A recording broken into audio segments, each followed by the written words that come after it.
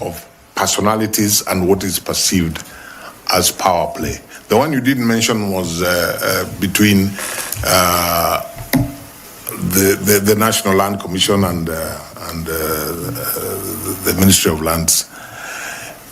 I honestly, obviously, like I said earlier on, hindsight is always 2020. There must have been a few things here that when you look back, you say, this we could improve on and this we could improve on.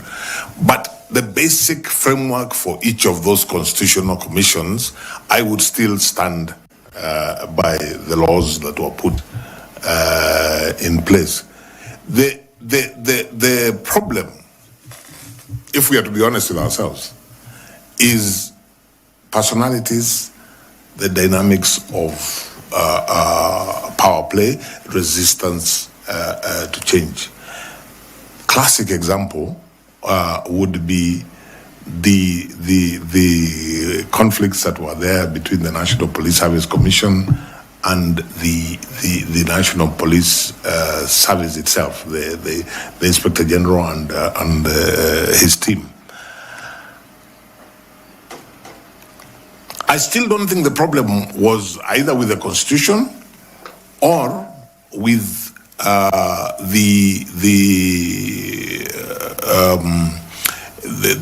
either with the Constitution or the laws made to implement the Constitution. I think it has more to do with a situation where one side or other is resisting change. You know, we must not forget at any point that the 2010 Constitution was and remains a radical document, a transformative document relative to where we were before. So when you tell a senior police officer, take the IG, and I mean, it's just an example, I'm not accusing the IG of anything, that you were able to do this previously, but now under the constitutional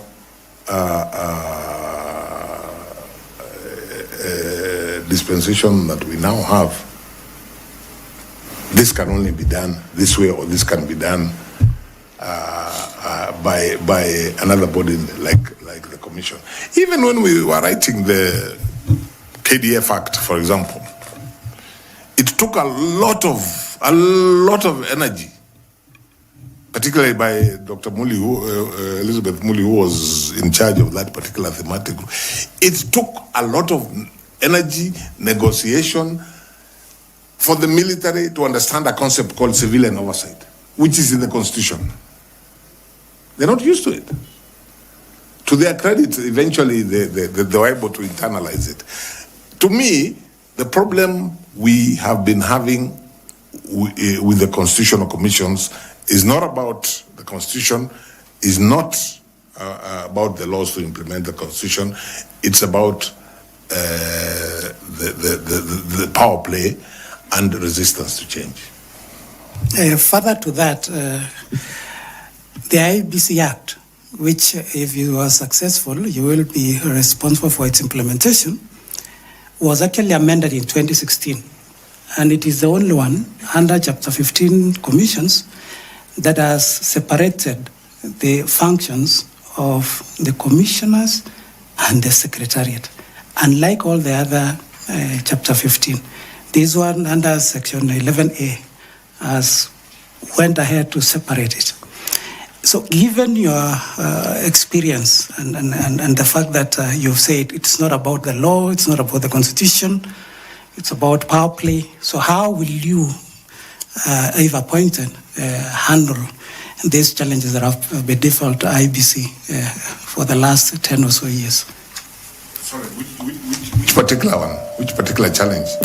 You see, Section 11, yes. 2A. Sets out the... It is the only of all the Chapter 15 where it has clearly separated the roles of the Commission and of the Secretariat. Unlike any other Chapter 15. So, given the fact that you say this is about power play, it's not an issue of law. So, assuming you, and if you get this position as the chair of IBC, how will you ensure that this conflicts, perennial conflicts that have been there at IEBC, which are more of power play, not the law, how will you address them as once appointed? Okay. I think there are two different levels of conflict. The one that we were talking about in the earlier question is about the commission as an entity and maybe another entity like part of the executive which was dealing with particular issues beforehand. Now you're asking me about within the commission. And if you're asking me about IEBC, if I was privileged to serve as chair of IEBC, I would consider myself lucky, more lucky than the other constitutional commission heads, for the simple reason that I accept that amendment 11A is a very helpful and useful amendment, because you don't then have to have any tug of war about who does what. The bigger problem has been, in my view, with the other external entities. But let me come to IEBC. You know what? Honestly, I think the solution to IEBC, 11A is very good. It helps. But 11A will not solve the problem if the mindset of the respective players, like the commissioners and the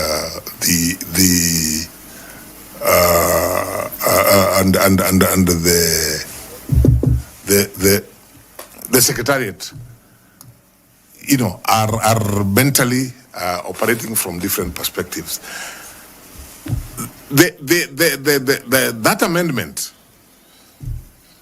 That amendment is 2016. Yeah. Now, if we just look at the commission, it didn't help in 2022 at Bombers. It was there. You still had this rupture which nobody understands. Yeah. But which, for me, I attribute to more, not about the structure. I attributed more to a problem of personalities and a problem of interests, and again, power play. So the law there, which is very good, Section 11A of the Act is very good. It sets out all this, yeah?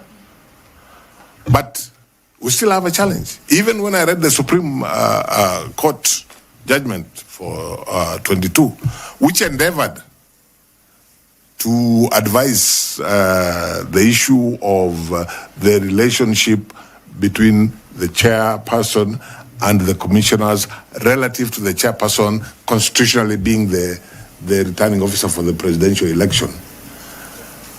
I am persuaded that even with that guidance from the Supreme Court, if the mindset of the people within that commission is wrong or is negative, you will still have it. So maybe I'm going further than the question you asked me, but if I was to find favor in the position that I have applied for, and I was find myself as chair of the commission, I would consider one of my most urgent and major tasks is how to make 7 people every person has come from wherever they have come from, how to turn that into a team which focuses on what the mandate is and how each of them individually can deliver for a collective discharge of the mandate. And for me, as an individual, I consider that my experience at CIC would come stand me in good stead. Thank you very much. I'll ask Misati Evans to take up some questions. Thanks so much. Let me call you Charles. That's what I'm used to calling you. Now, from what you have just answered, it will be clear that the issue of personality and the institutional infrastructure is not a problem. Then in your own view, what do you think brings these conflicts at the state currently as it is? Why are we having problems? Because from your presentation or the way you have answered is like the personality issue and the infrastructure is okay. What I think causes the problem is you have a situation, and again, allow me to refer back to the experience I had at CIC. Remember, CIC was the commission was created by a process which involved the two disparate political groups that had formed the coalition government. If we are to be honest with ourselves, what that meant is that people came there probably from the perspective of a political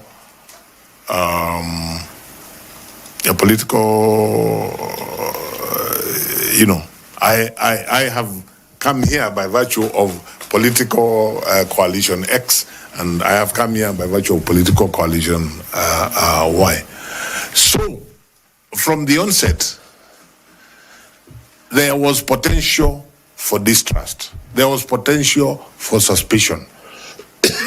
So, I think there was a need, and I think we succeeded, for the commission to do what needed to do, whether it is bonding, whether it is spending time together, whether it is reassuring each other, whether it is trying to understand each other, whatever it is, so that when we had disagreements in the boardroom, and there were many, there were disagreements arising from issues that different members had different perspectives. And that way, at least for me as chair, it made my life easier. There are many times we fought very hard in the boardroom, but we arrived at a decision because of that goodwill. And then when we walked out of the boardroom, we presented a position that we all accepted. The challenge, therefore, is how do you overcome, and they're quite natural, the prejudices people have, the suspicions that people come with, and possibly people have different, I hope not, different agenda, but those are the challenges that have to be overcome so that the commission, you don't have the kind of rupture that you had at Bomas in 2022.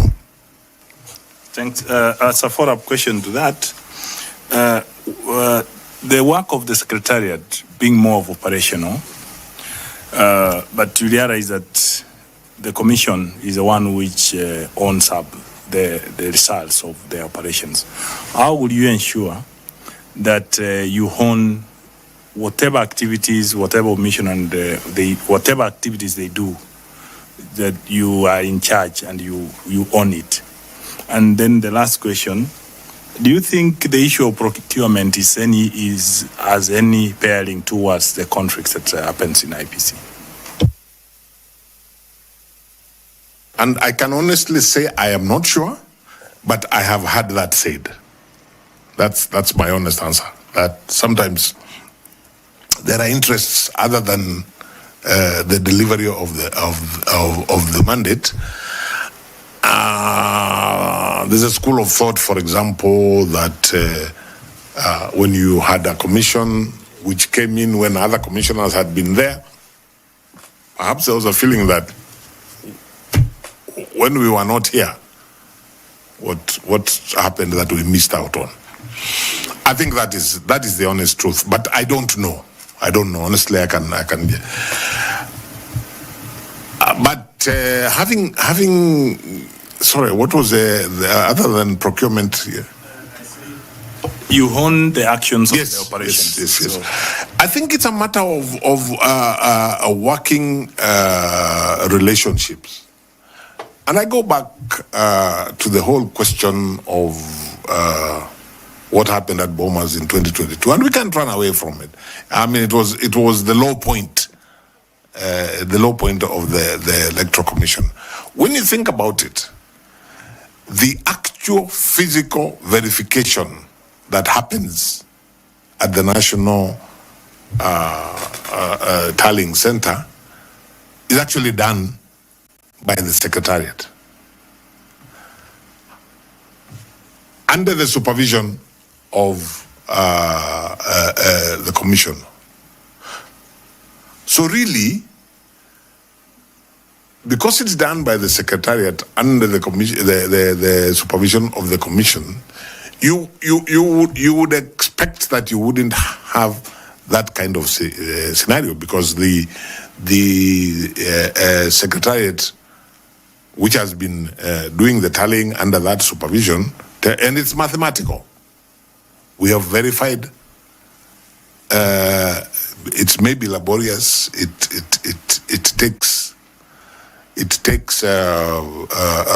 may take time, but it should be purely mathematical. Especially when we remember, it's just verification between from 34A that was transmitted and from 34A that arrived at Bomas. So, when the returning officer, take my constituency again as an example, when the returning officer from Nyaribari Church constituency arrives with his 34B with the attachments of 34A,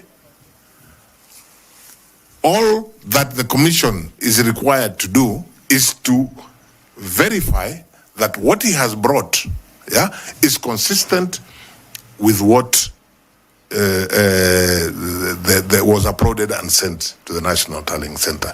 Because in the minor KI case and subsequently, the courts have said what was announced by the presiding officer at Kisi Primary School cannot even be changed by the chairman of the commission or chairperson of the commission. So, when you think about it, the tallying exercise should be an exercise really that is basically mathematical. Because once you tally that what happened at Kisi Primary School with what was uploaded and sent to the National Tallying Center, multiply that by, is it 47,000 polling stations, it's purely mathematical. So, ideally, that problem that arose in Bomas shouldn't have arisen. I am persuaded that what happened in Bomas had more to do with the personality differences. I wouldn't want to guess what caused the personality differences or whatever, but it had less to do with that mathematical process that is the tallying at Bomas. Thank you very much. Thanks so much, Chair. How about you? I'd like to ask Madam Fatuma to bring in her interventions, please. Thank you, Chairman. Mr. Nyachai, you okay with that? As I said, they're all my names. You had Mr. Misati call me Charles. I'm comfortable with that. Okay. In the next election, the youth are going to be the highest percentage. However, they face barriers like disillusionment, apathy. So if you become chair, how would you meaningfully engage them in the electoral processes so that they're able to take care of their political and civil rights? I think that the answer to that is at several levels. At the most intimate level, of course, if the commission is in place and, for example, starts continuous registration of voters, the chances are that the 500,000 or so people who are going to be employed to do that are going to be young people. That's at one level where they will feel engaged. But in terms of the process itself, because Iebc is required to deliver on a credible election, and that is reflected in its vision and its mission. Then, if you take the cycle, the electoral cycle, the young people will want to be part of the process right from the stage of registration of them now being forget about them working for Iebc to register voters, but them now making it easy for them to register. This requires voter education, because in the process of voter education, all stakeholders, including Iebc, must dispel from the notion, from young people and Kenyans generally, the notion that the election is about other people, not about them. And I think the commission, through voter education, can go a long way in making them feel part of the process. It is not the commission's responsibility, for example, to deal with identity cards, but the commission, as an entity that deals with elections, if I was chair, I would be talking to the executive about how we can help young people to be to have IDs. And there are many challenges. Some of them on day one, whoever goes to that commission, and they're going to involve young people. Take the by-elections, for example, that are pending. If you take a constituency like Banisa, I think 2 years they have not had representation. In those 2 years, there must be a lot of young people who have come of age, maybe have IDs, and they want to vote. The law requires that you stop registration of voters. Is it 60 days? 60 days before the date of the by-election. So, in where there is an urgency in having that by-election, these young people are going to feel disenfranchised. That's just one example.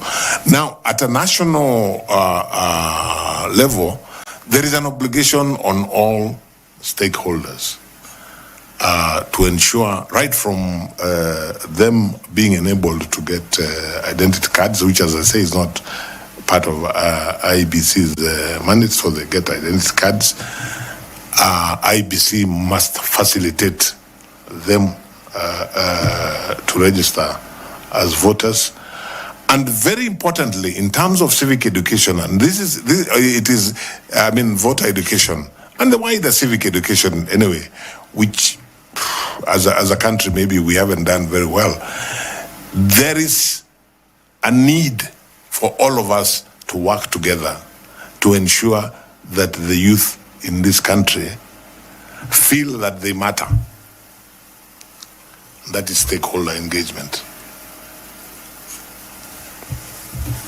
So would So would you think of, when I like the part you talked about the obligation of creating awareness on obligations of stakeholders.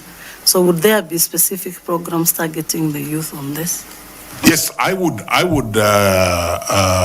after receiving advice on how we could do this, and especially what are the financial implications, if I was chair, I would put a high premium on inclusivity for young people, so that they feel this process, they are part of it, they are an integral part of it. As you said when you were asking the question, they even are the larger percentage of the people that are citizens that are eligible to vote. So I would look to the National Treasury to specifically provide funds to enhance, especially voter education, and in that particular section of stakeholders, and engage them as widely as we can in that, and continuously in that period before the elections. And continue, I think, looking at the wider issue, I think one of the challenges IEBC seems to have is that, especially in terms of funding, the focus only seems to be as you approach elections. And yet things like voter education, registration and so on and so forth are things really which should be completely around the electoral cycle. And I would want, if I was chair, I would want as a matter of policy to engage commissioners so that we collectively engage those who provide funding so that there is a specific target of young people. Thank you very much. Thank you. I'd like to ask Mr. Bore Nicodemus. I'll ask you. Thank you, Chairman, and Charles, for being able to take us through and answering these questions. And I'd like to, looking at your track record and having worked as a CIC chairperson, I'm sure you experienced cartels who wanted the status quo remain, and engaging you with your pet subject of football. We have seen referees ending the game while they are halfway going home because they are aware that when they end the game in the middle of the field, they will face a Herculean task of explaining to the people why they have lost the game. Now, we are looking at IEBC and looking at the budgets that they have presented. Some people look at the budget in terms of how they might be able to gain from it. When they talk about the 63 billion shillings that they have asked from Treasury, some people look at how much they can gain from it. And you are applying to be the chairperson of such a commission, which has a lot of interests that are not only political, but also financial. So how would you be able to manage the interests of the country, to balance the interests of the country, at the same time getting rid of the cartels that may be a part of the problems of the internal conflicts within IEBC? Thank you, Mr. Bore. Let me say, first of all, at CIC, this is not a problem that I experienced. I never, at any level, maybe because there wasn't the kind of budget that is at IEBC. So that I never encountered any cartel in relation to the problems we encountered at CIC had more to do with political resistance to change. That was and it was at all levels, whether you're talking of parliament, whether you're talking of the executive. But at CIC, I did not experience that at all. I can visualize with the kind of budget that IEBC has. I can visualize how that would be a challenge. I would see my job, if I got to be chair, my job and that of the commission, we are required to provide policy, to oversight the secretariat as they implement that policy, and to ensure, ethical practice within the commission.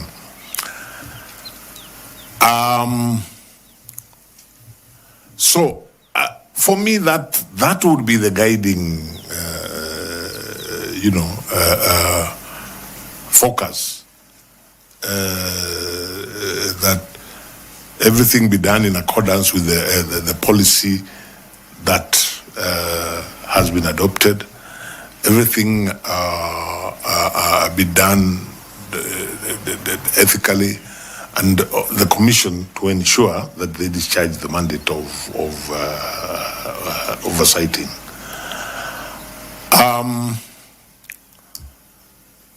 But I think that it's one of those areas that if the commission have all of the mindset, then I think the commission should be able to resist any untoward attempts by what you have described possibly as cartels. But I can visualize that kind of figure probably has people salivating around the country just because of the figure. As a follow-up question, what kind of legacy do you hope to leave behind in terms of ethics and trust and constitutional governance in Kenya if you are given the chance to become the chair of IEBC? Thank you, sir. Given the history of this commission, especially in the last 3 elections, like I said earlier, there are many people, well-minded people, who think it's a very brave thing to go to IEBC, and therein lies the challenge. So what I would want with a good team, if I got this position, with a good team of commissioners, the legacy I would want us to leave is a legacy that this is the commission which was able, because as I said earlier, the biggest challenge we have as far as IEBC and the people of Kenya is concerned is there's a huge trust deficit. The commission that comes in after you've done your work will conduct, because of the 6 years, will conduct one election.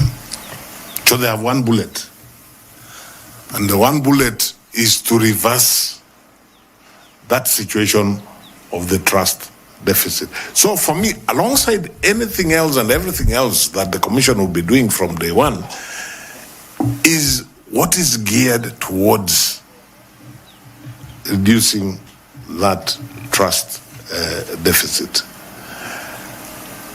I'm an old-fashioned, or shall I say an old-school lawyer. So for me, the Supreme Court of Kenya tells me the 2022 election met the minimum standards of contemplated by the Constitution. I accept that because that's me as an old-school lawyer.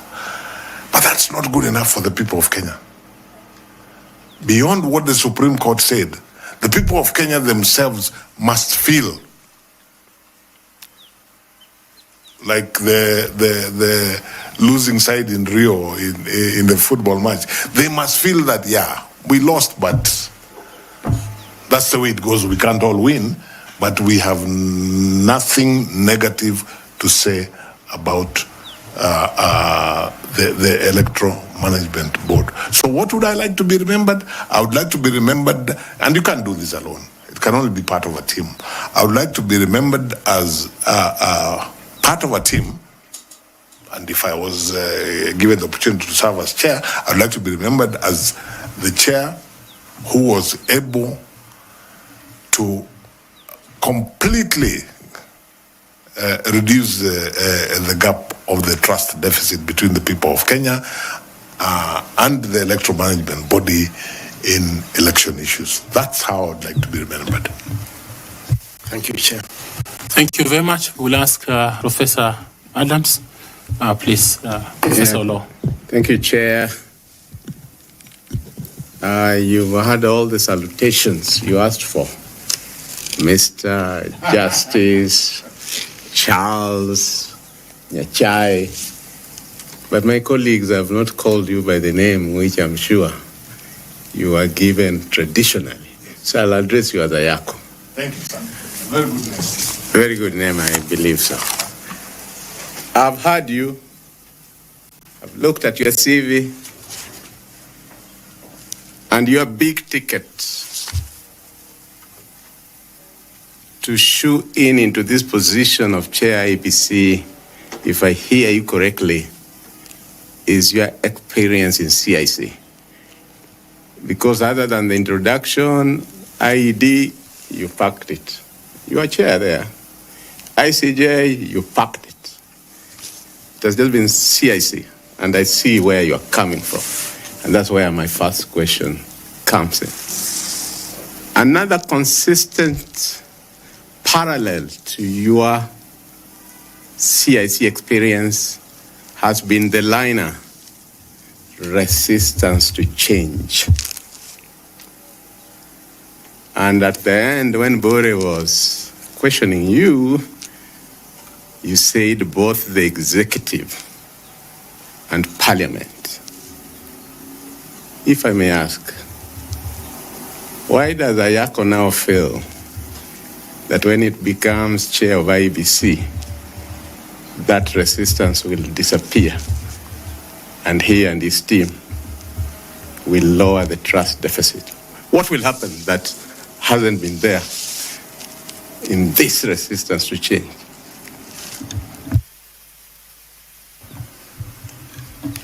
Let me say this. When I talk about the resistance to change at CIC, effectively what I am saying is I expect all levels of resistance even at IBC, probably because the stakes are higher. At CIC, I wouldn't say that we failed to overcome. I think we went a long way in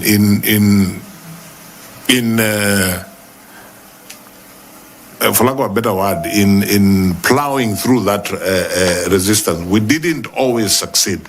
And that's why I gave some examples of what I consider to, especially in terms of legislation, like the Ethics and Integrity Act. I felt we tried, but it was viciously, for lack of a better word, watered down. But we live to fight another day, and you know, even at IBC, one expects resistance. It's not that I expect that you'll walk into IBC and everybody will clap for you and say, this is what we want to do. But what I'm saying, Prof, if the focus is on reducing, if not completely obliterating that trust deficit, and you start from the one, then you're not even looking at just you as individuals. You're looking, how can technology help us to do this. How can we improve the policies? Can we address, for example, the question, I don't know if it was Dr. Muli or somebody who asked about the complementary system with the focus on trying. It's not something that I am naive enough to think that can be achieved overnight. But I was answering the question from Mr. Bore, what would I like to be remembered as? That's why I keep saying, even if it's not completely obliterated, because that may not be easy, if it is reduced, as opposed to getting worse, then I will feel I have, I am happy to be remembered that way. Thank you very much. My other question is that, again, I believe that for IEBC, most of the time, for Kenyans, it is which side of the political divide are you in? And there are those who have time and again become pessimistic that prefix independent should be removed from IEBC because it's never independent. The law that is guiding us in this selection panel is very clear on who is qualified or not qualified to run. And I just want to use the analogy that you gave us of the World Cup. And now I won't mention teams because Kenyans are very passionate about the Premier League. But there are usually some referees that you'll just see trending that they are favoring one side. And my question is that if you were to succeed as chair, what's your understanding of independence and impartiality, given that you and other chairs before have been politically affiliated? It's not a secret. As you walk in and wear in a football match the black or whatever color, and you have that firimbi, and you have the yellow card and the red card, what changes when you walk in there as now the referee of the game? Associate with that, because I wouldn't want to ask another question separately, that we know that sometime, I can't remember which year, but 4 commissioners out of the blue resigned and really put the country in a quagmire over quorum issues and so on. And you, in your own statement, which the chair has followed, has told us that you did quit the ESCJ. In fact, you went ahead to say you were earning $2,000 for a job you felt you are not doing. I don't want to ask that, have you been replaced and is that new person earning money for no reason? I don't want to go there. I want to stick to your quitting. Given that those 4 commissioners quit and put the country in the tenterhooks of what finally happened, Kenyans watching will be asking, Charles Nyachai did quit once. Will he quit again? Especially in this high-pressure job. What assurance do you give them that that will not happen? Thank you. Please take maximum of 4 minutes. Okay. The answer is no. I will not quit because I do not anticipate a situation at IEBC that the job for which I have been recruited, if I become chair, that I simply don't have anything to do, and therefore there's no point in me going to the office. I don't anticipate that. I have endeavored to explain what happened in the ESCJ. At IBC, the one thing that will not make me quit is any kind of pressure, because this is something I have given thought to. I mean, I am not applying for this job thinking it's going to be a bed of roses. So pressure will not be the reason that I will quit. And because I do not see a scenario where I have no work to do, I will not quit, because that work could be actually, if it's a question, for example, of trying to get resources to do A, B, C, D, that in itself is significant work to do. So the question of quitting, if I got the position, doesn't arise. Now, you made reference to political affiliations. I think your average Kenyan, at some point, probably has some kind of political affiliation.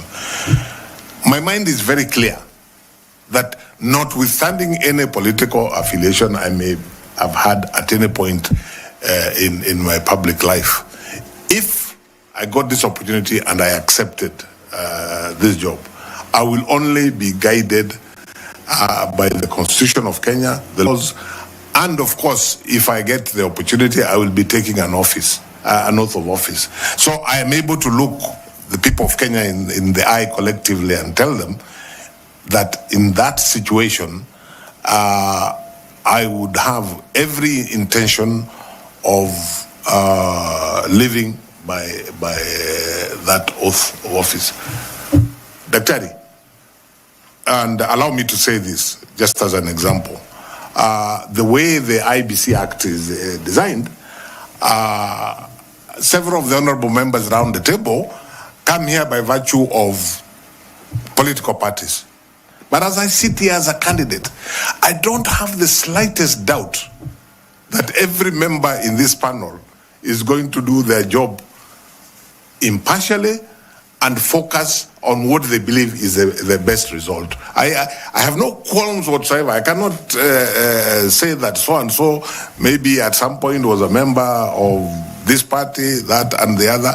And I think we have the capacity to rise above that at different times. And I can look the people of Kenya in the eye and say, yes, I would be able to do the job impartially. You are a real footballer. You have returned the ball into his court. But I want to ask you, Prof, to shoot your two high school questions. The chairman has asked me to shoot my high school question. You are in ESCJ, which means you are in the body organogram of the East African community. The ESC Treaty envisages 4 stages. How many are already in place, and which ones are in place and which ones are not yet in place? If you are to ask, different people have different thinking on this, but if you are to ask me, I would say that what is in place, to a certain extent, not fully, is basically the common market. That's actually the one that I would be comfortable to say is in place. The others, I would have reservations to say that they're in place. Yeah. My second question that Chair calls high school question is that the Electoral Commission of Kenya has promulgated at the Lancaster negotiation for the Independence Constitution, ran the 1963 election, then amendments to the Constitution literally buried it until the return of multipartism when ECK was again reenacted into the Constitution. Yes. Which body, which office ran the elections from 1969 to 1988? There was an office called the Supervisor of Elections. In practice, the elections were run by the then provincial administration. Yeah, I think basically that's the answer I would give. Yeah. Thank you, Chair. Thank you. Mr. Tanui? Mine is a quick one. Justice retired Chairman Emeritus, if I may use those terms.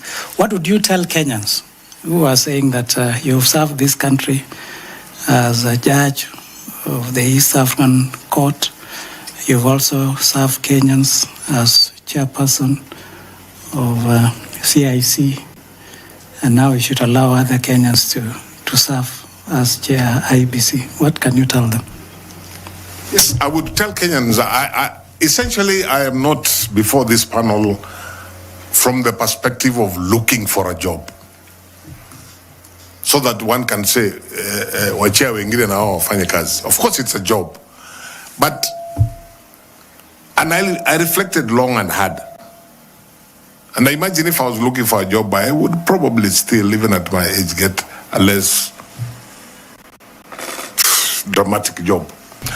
The reason that I am offering myself is because, one, I remain passionate about the Constitution of Kenya 2010.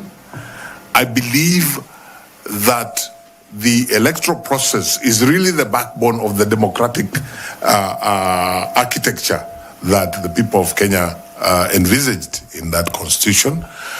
I believe that I have something to offer to the people of Kenya in this regard, arising from my training, arising from my experience, and arising to my passion about the Constitution.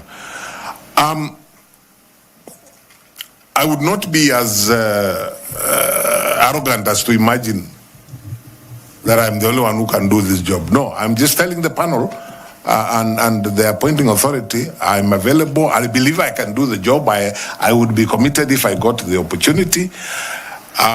So I'm not really, I would want to tell the people of Kenya that I'm not really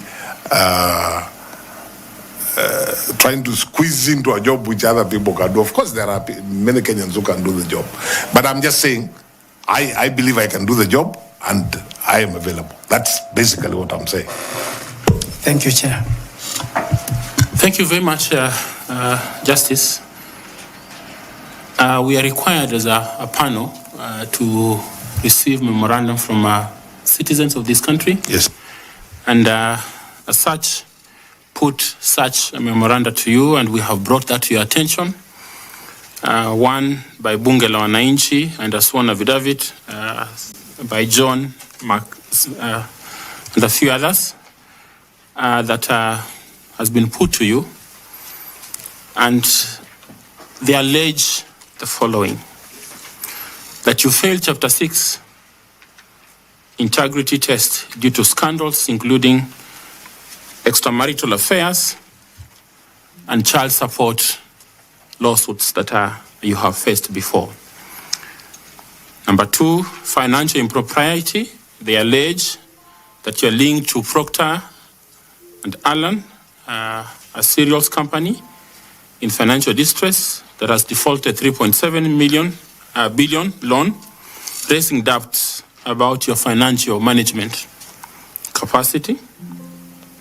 Number 3, that you, Chair, lack a public record, and they allege that to implement key electoral reforms, you failed to do this as a chair of CIC, and in coming into office as a chair of IEBC, there will be nothing new that you'll add. Number 4, they say that there's some conflict of interest that perhaps you have some political patronage that bring in lack of integrity, and you may not be objective in a presidential election. Then finally, that you lack public trust due to these past controversies, including personal scandals and questionable appointments and financial disputes. What do you have in terms of response? Briefly, kindly. Thank you very much, Chair. I'm happy to respond to those. I did get the memorandum and I looked at it. Of course, this is a public process, and it's right of every Kenyan to make allegations. One would expect that any serious allegations would have some support. Now, when I go through this, the first one of personal morals and integrity are just allegations and some. I saw a page from some newspaper, and that's all that it is, allegations. When whatever they talk about, they have really not given any substance, and I do not accept the allegations, and I think that's really, on that one, that's what I would say about it. The second one, and I think Pandalan, I have never had anything to do with the management of that company. I am a very small shareholder in an investment company which itself has shares in Procter & Allen. I have no direct links with Procter & Allen. So I don't know how I would answer that, because if you're talking about financial management, I've never been involved in the financial management of Procter & Allen. So I really don't know how that would be said to reflect financial impropriety. The allegation that I failed at CIC, I think it's insulting, not so much to myself, because I'm a candidate here and they're welcome to say what they wish to say about me. I think it's insulting to the people I worked with at CIC, the entire team, and all the other stakeholders, to say that we did nothing and achieved nothing at CIC. I think the work that CIC did is self-evident. So I think this is just an allegation, like all the others, meant to scandalize. Political patronage. I'm not sure which you referred to, because I saw two things. One, a statement about the manner in which I was appointed to the East African Court of Justice. To the best of my knowledge, that's the way. The treaty has no details, and that's the way the manner I was appointed is the way all judges are appointed through their respective heads of state who sit in the summit, which is the appointing authority. The head of state nominates. And so unless the treaty is changed, I really don't think, and unless every other person who has been appointed from Kenya to the East African Court of Justice has gone there by virtue of political patronage, which I think there is no evidence to that. Again, I think this is purely scandalous. The other thing, there was an allegation of me being related to somebody who they seem to know that is going to be a presidential candidate. Something I don't know anything about. The person they mentioned is not my relative, so I really don't know how I would respond to it. Again, I think it's purely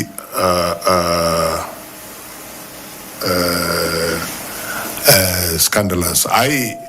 I'm very clear in my mind that none of those allegations have any basis whatsoever. And really, Chair, unless members of the panel wish to ask me specific follow-up questions on that, which I will be happy to answer, I consider the entire memorandum as being motivated by ill will for reasons that I don't know, and not being supported by the truth. But if members have anything specific they wish to ask, I have no problem. Any knowledge of you being a state candidate? A state candidate for this job? No. I'm not sure what a state candidate is, but I made this decision to run. You know, Mr. Chairman, when somebody talks about a state candidate, they are actually insulting this. No. You're the people who are going to decide who among the people that you have interviewed you are going to recommend to the appointing authority. So the idea of a state candidate is foreign to me. Your last question. Thank you, Chairman. Justice Nyachai, there have been allegations by Bunge la Wananchi. Yes. In a memorandum that I'm certain that you have seen. Yes. Facts which have been disclosed to you earlier, that there was misappropriation while you were at CIC in the year 2015, that the Auditor General's report revealed that at that time, the Commission spent an excess of expenditure of 43 million in a budget of 306 million, which had been approved. That at the time you ended up spending about 349.8 million. Even though largely the amount was accounted for, they say that the 9.2 million was fraudulently paid for the supply of newspapers, a matter which they say to have been subject of criminal investigations. What is your response to these allegations that this panel has received in the form of a memorandum? Sorry, I'm hearing this for the first time. Was that memorandum sent to me? I think so, it was. Separately from the earlier one? It must have been in the same package. Oh, I didn't see that one. And my answer is very simple. I know absolutely nothing about that allegation. I was not involved at CIC in anything to do with the financial processes or practice at the Commission. I'm also not aware of it, but in any event, I was not. I would have wanted to know if there were criminal proceedings, who are they against and what was the outcome. I really don't know anything about it. That is self-explanatory, how you have explained, and I think it is sufficient for the purposes of this interview. We just want accountability in terms of the memorandum that we have received, and of course a fair defense for yourself. Absolutely. Which we are grateful for. Absolutely. Okay, Tanwi? Maybe, Chair, to also help us, were you the accounting officer of CIC? Not at all. Not at all. Thank you. That's all. Yeah. I think that's enough. Okay. Finally, you may not have seen this memorandum, but we have received it this afternoon saying that you are a state officer. Are you a state officer? I chair the council of the Kenya School of Government. I'm not sure that that certainly makes me a public officer. I'm not sure it makes me a state officer. Okay. I think that's okay. Yeah. That's enough. Thank you. Okay. Thank you very much. It's taken us long. We have taken almost about 10 minutes above the time we should have taken with you. But thank you for indulging us into your life and your career. Do you have any question for us?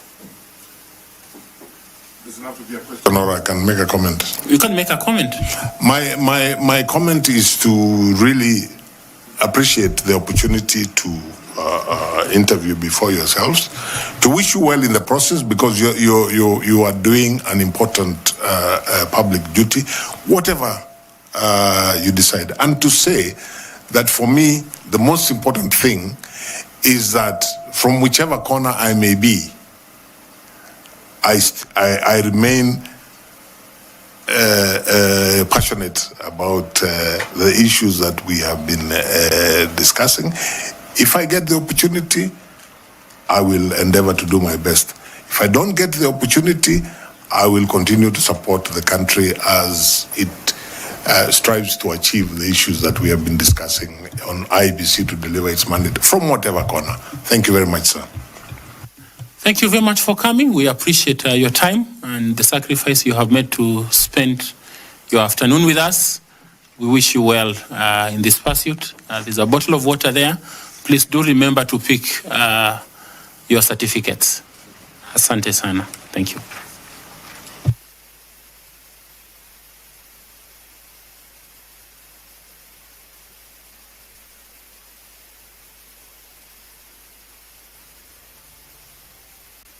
That's yours. It's okay.